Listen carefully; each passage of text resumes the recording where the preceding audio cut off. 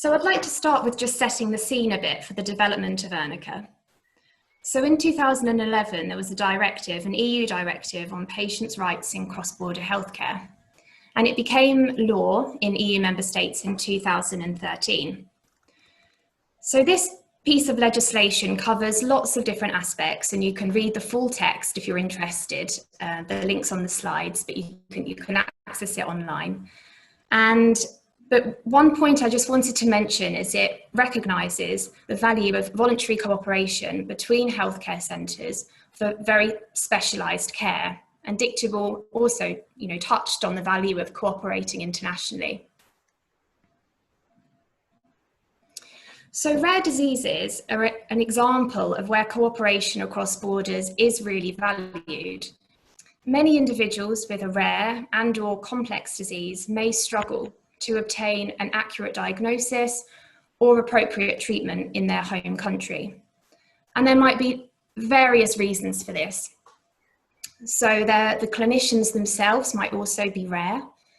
There might be limited information available for families, for patients, and for the healthcare professionals themselves. And there might be an absence of professional skill in diagnosing and treating a particular condition. So against the backdrop of this piece of legislation, this directive on patients' rights in cross-border healthcare, the European Reference Networks, or ERNs for short, were launched in March 2017 by the European Commission. So what are ERNs? So they're networks of expert hospitals from across Europe that have come together with the aim of really pooling together all the expertise, all the resources, all the knowledge that's available on complex and rare diseases. The premise is that no country alone has all the knowledge, all the capacity to treat all the rare and complex diseases that there are. But actually, when we pool together all that we have across Europe, we can make a real difference to patients and families. So there's 24 ERNs, and each one focuses on a specific rare disease area. So for example, there's an ERN for skin diseases, there's another one for rare and complex craniofacial anomalies and ear, nose and throat disorders. And then we have ERNICA, which is the European Reference Network for Rare, Inherited and Congenital Anomalies. So, as outlined in the EU directive, the ERNs are expected to improve the access to diagnosis and the provision of high quality healthcare, but also be focal points for things like medical training and research, information dissemination and evaluation, and especially for rare diseases that require that level of cooperation across borders. So I'd like to just now give you a brief overview of how ERNICA is organised, because ERNICA covers a variety of different diseases, so we've attempted to sort of group them. So there's two main groups that are covered by the network. So we've got the first one is malformations of the digestive system. And as you can see on the slide, there's 4 subgroups here. So you've got the esophageal diseases, intestinal failure, intestinal diseases, and then the gastroenterological diseases. And then the second group is malformations of the diaphragm and abdominal wall. And we're actually thinking to now split this into 2 separate subgroups, so one focusing on the diaphragm, the other on abdominal wall defects. And as you can see, I hope you can see on the slide, CDH features in this group, so the malformations of the diaphragm. And as you can see on the bottom, you've got fetal medicine. Now this spans all of the disease groups, and we had a brilliant presentation earlier by Jan de Prest on this in regards to CDH.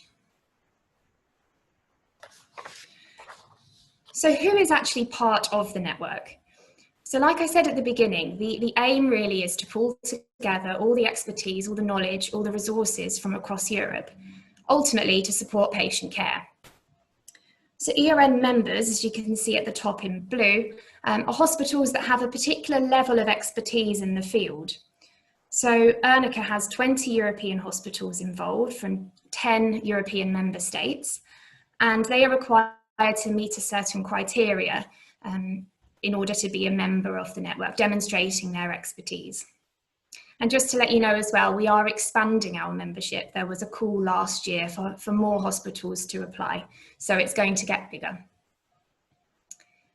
Then, as you can see, we have affiliated partners, which are also part of the network.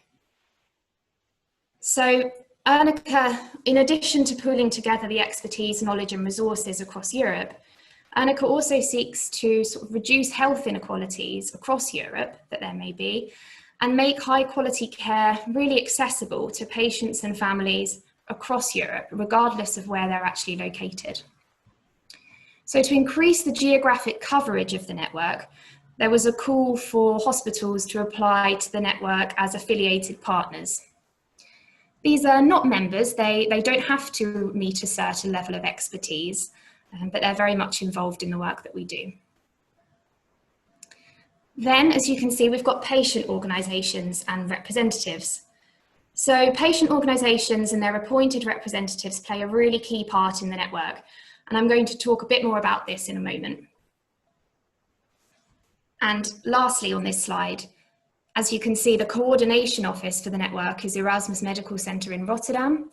The coordinator is Professor Weinen, and myself and my colleague Renee de Rauter, we jointly project manage the network. Each ERN has its own coordination office, and the initiative is co-funded by both the European Commission and the coordination office. So for us, that's Erasmus Medical Centre. So I'd just like to focus on patient representation in this slide. So as I said, we consider patient representation to be really key to the network. It ensures that the needs and perspectives of patients and their families are considered in the activities that we do, which to us is extremely important. So just to give you a bit of background, in 2016, EURORDIS, which is the umbrella organisation for rare disease patient groups, established 24 European groups. So they're called EPAGs, and they're aligned to the clinical scope of each ERN, because there are 24 networks. And that consists of patient organisations and their appointed patient representatives. So as you can see in there, on the slide, there's the CDH UK logo. So CDH UK is active in our network and is represented by Beverly Power. And the role of an ERNICA patient representative, so Beverly, is to represent the voice and the interests of their wider patient community and really act as that bridge between the community, so CDH UK as an example, and the ERN. So what is the vision of ERNICA? Well, I've said before that ERNICA is seeking to pull together all this expertise, knowledge and resources that's available across Europe, but it's really to achieve health goals that may otherwise be unachievable in a particular European country. So we're looking to develop clinical skill, increase patient access to high quality care, and increase the diagnosis-specific information that's available, with the aim of reducing health inequalities that may exist in certain European countries, promote accessibility to all, regardless of location, and also support the healthcare professionals that are working with these rare and complex diseases. So how does this work in practice? So we have a system called the Clinical Patient Management System, or CPMS for short. It's a clinical software application that was developed by the European Commission. And healthcare professionals from ERN members or affiliated partners can use this system and upload a patient's case that might be particularly complex, that they might be struggling with an aspect relating to diagnosis or treatment. And they can upload this patient's case with their consent, and other ERN member hospitals can provide their expert advice. So it's a really innovative system, and it's accessible to ERN members and also affiliated partners. However, centres not involved in the ERN may be granted guest access, if appropriate and on request. And local healthcare providers, so just a patient's local healthcare provider, can refer a patient's information to the relevant ERN member in their country, and then that member can access expert advice from the network. So this system is really for those cases which are complex and they perhaps cannot be managed on a national level, and they require sort of expertise from outside of that particular country or hospital. But it's not just the CPMS that we use and what we do in ERNICA. There are lots of other aspects as well. So I've just listed some here. So we are looking to develop and implement ERNICA standards of care. So this might be in the form of clinical guidelines and consensus statements, and also patient journeys, which is sort of a project that's mapping out the different steps in a patient's journey and looking at sort of where the gaps are and what the examples of good practice are along the way. Then we have development of standardised outcome measures for standardised data collection, and we're looking to build an ERNICA patient registry as well. Training materials, e-learning tools for patients and families, different training programmes for healthcare professionals. Engaging in multi-centre research studies, and that Dictable highlighted the benefits of doing this, because often the patient cohorts might be particularly small in a country, and actually by working together we can do particular research. And use of our dissemination channels to publicise everything that we do.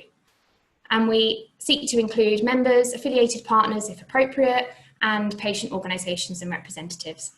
And our activities are monitored as well in line with what's required of us from the European Commission. So, in terms of the future, so the first phase of the ERNs, well, it started in 2017, and it was seen as the initial phase was seen as a 5-year initiative. So that will end in 2022, and there's going to be a large-scale evaluation after that. There's a real focus on sustainability, and we are expecting ongoing funding. So we see this as an initiative that's here to stay.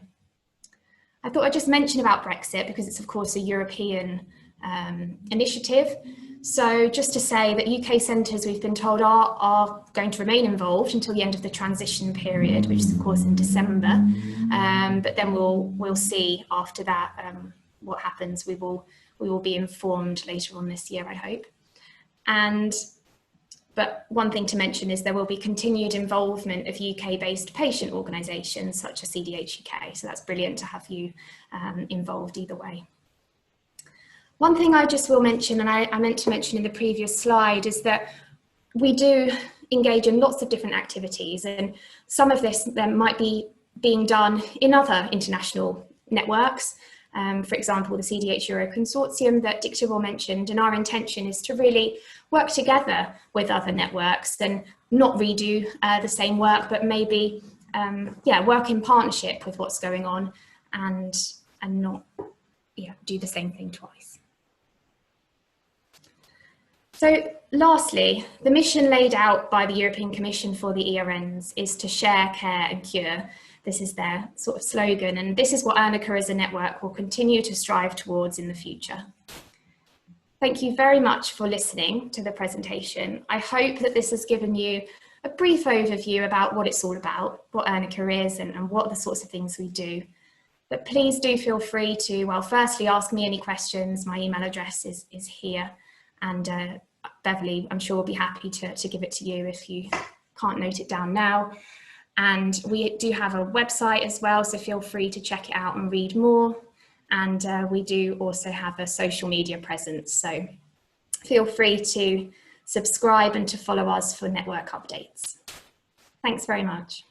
Thank you, Olivia. Thank you for that. That was, again, another insightful and interesting presentation. We're very honoured to be a part of the journey of the network from its initial concept through to today. And we do have a link on the CDH UK website